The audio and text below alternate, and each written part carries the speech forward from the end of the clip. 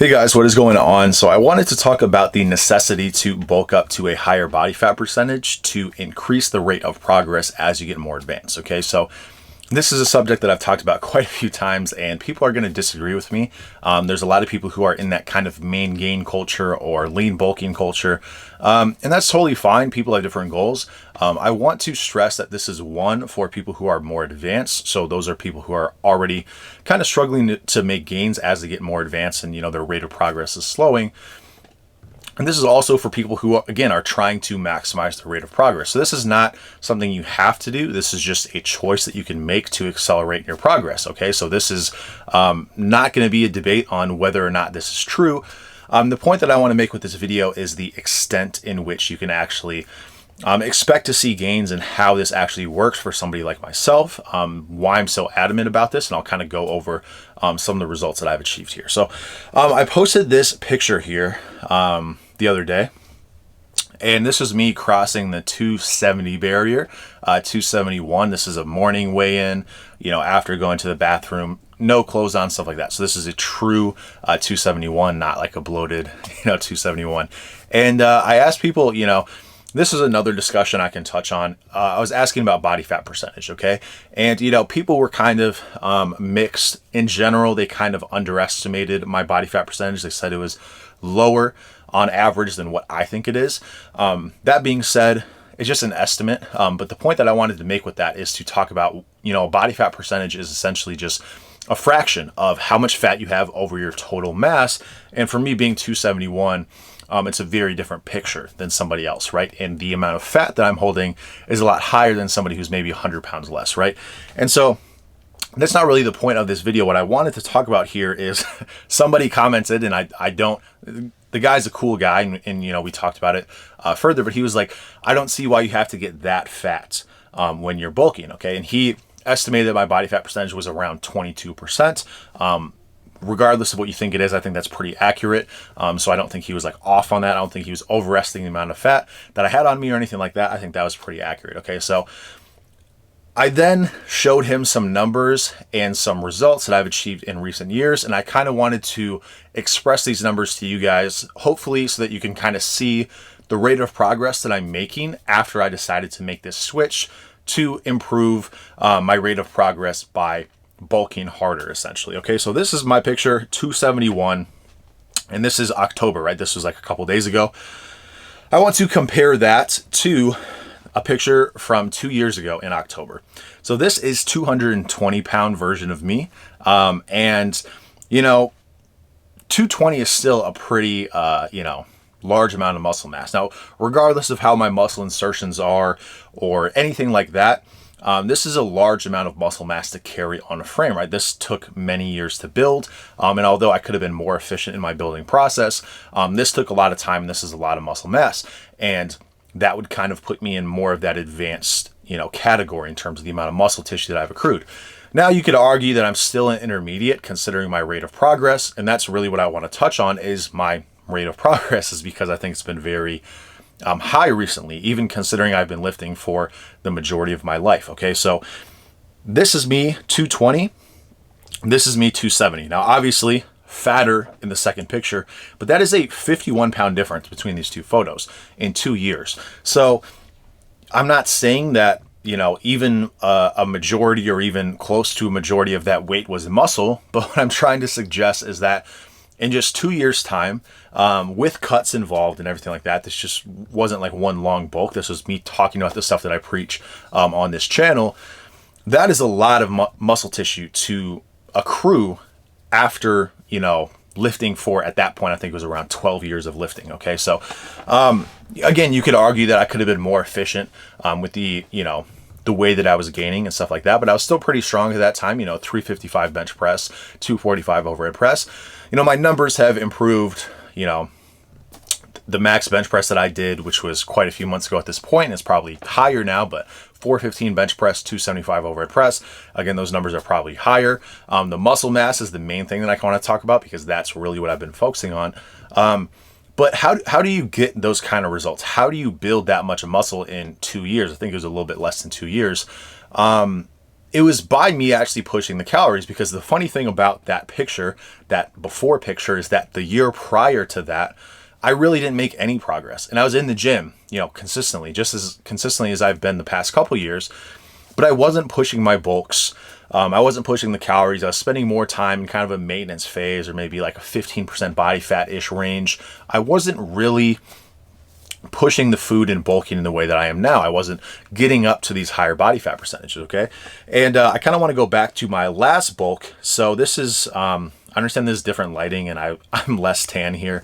This is me at 258. Now I said, I'm about 263 here just because I got COVID right before I took this. So I went back to the gym. I lost, obviously, water weight, sodium, carbs, creatine, whatever else. And so I was probably about 5 pounds less than what I was really trending at, which is around 263 to 265. So this picture, 258, I actually hit my PRs. So again, this was after COVID. I hit my 415 bench, I hit my 275 overhead press on the same day that I took this picture, and this was the end of my bulk.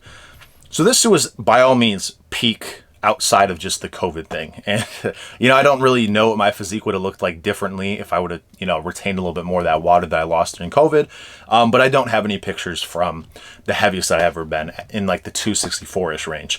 So that's me then, and this is me now at 271, okay? So I would say these are probably, the same body fat percentage. And, being, depending on how you want to look at it, 13 pounds heavier, or maybe 6 to 8 pounds heavier, depending on, again, how you look at it. And that is muscle that has been gained in a pretty short period of time. And, I think I've gained, strength and stuff like that from that time period as well. And these are results that are happening over the course of months, over the course of, less than 2 years, for somebody who's been lifting for 12 years. And somebody who, prior to pushing the food, wasn't making progress. Like I literally decided to start, pushing the calorie and stuff like that. And I was just fed up with my rate of progress. And again, it's not like I had not achieved, good numbers at that point. It was just, after a certain time period, I needed to push the food more. And so it's like I got a second round of newbie gains. And, people are taking this idea that, the lean bulk and the staying leaner and main gaining and all these things can work, and they can, but they work less and less as you get more advanced. And it came to the point for me where those things stopped working, and I had to push the food even more, and I had to, become more efficient. And so when I started taking that path, all of a sudden gains accelerated massively. Okay, so this is not coming from somebody who's always bulked heavily and always gone above 20% body fat. This is somebody who's been on both sides of it and is really starting to accelerate their gains by taking what I would say the correct path for an advanced lifter. Now, if you're satisfied, if you're like, hey, I'm cool being 220, that's great. But for me, I wanted more progress. And for me, I decided to push it. And that's all I'm trying to discuss here, is the improved ability to put on muscle tissue is a direct result to the food consumption and the duration of the bulk and the ability to put on more body fat and be okay with that. Okay, so if you don't want to deal with that, that's totally cool. That's up to you. There's pros and cons to every situation. What I want to make clear is that this is a productive method. I know many elite naturals, guys who, make some of my lifts look terrible, make my physique look terrible, depending on, who it is. I know a lot of guys who are natural, who are doing crazy things, and they all preach the same thing. They all do that same thing. They don't do this lean bulking thing. They don't do the main gaining thing. And I've seen this trend over and over and over again. I just really want to make clear, you don't have to do this. This is not a necessity. There's no reason that you have to reach your genetic potential. You can be satisfied with wherever you're at. You can do whatever you want to do. You can play a sport. You can do CrossFit or something, right? I'm just saying, if you want to put on as much muscle tissue as possible, this is the way that natural guys do it. And if you're talking about a guy who's not natural, obviously this is going to be a little bit different. But this is coming from myself. This is coming from other naturals who have been in the trenches and who have put, a decade of lifting under their belt, and they're getting to these results of doing it this way. Okay. And so it's just frustrating for me, because I always, hear this, and I think it's coming from people who are either significantly, better genetics and people who just are preaching to people who are never going to get the result and keeping them trapped in that realm, people who make money off their physique and therefore benefit and trying to rationalize staying leaner, or, and maybe it's a combination of these things, people who are on gear, right? And so this channel is not for people who are trying to be the most aesthetic year round. This channel is not for people who are going to take gear and are trying to just, I'm not saying it's cheating to take gear, but you understand that the way that you build muscle and the necessary functions that you need to do when you're more advanced do not apply to somebody who is using exogenous testosterone or using performance enhancing drugs of any kind, right? These are just different things. Now, you still need to put in the work, but the way that you utilize food is going to be different.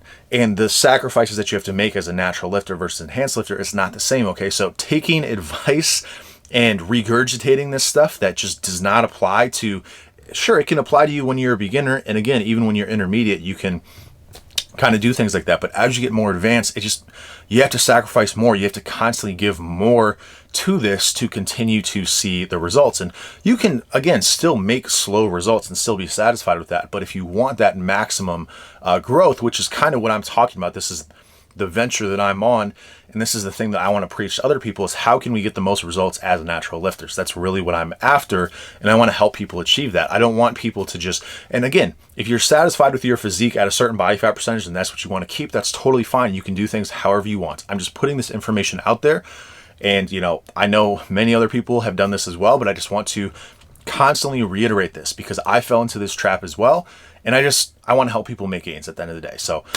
that's why I'm putting it out there. And hopefully, as I continue to do this for another couple of years, I'll put on even more muscle and it'll be even more convincing. And yeah, so anyway, that's all I got to say about that. I'll keep you updated and I'll talk to you soon.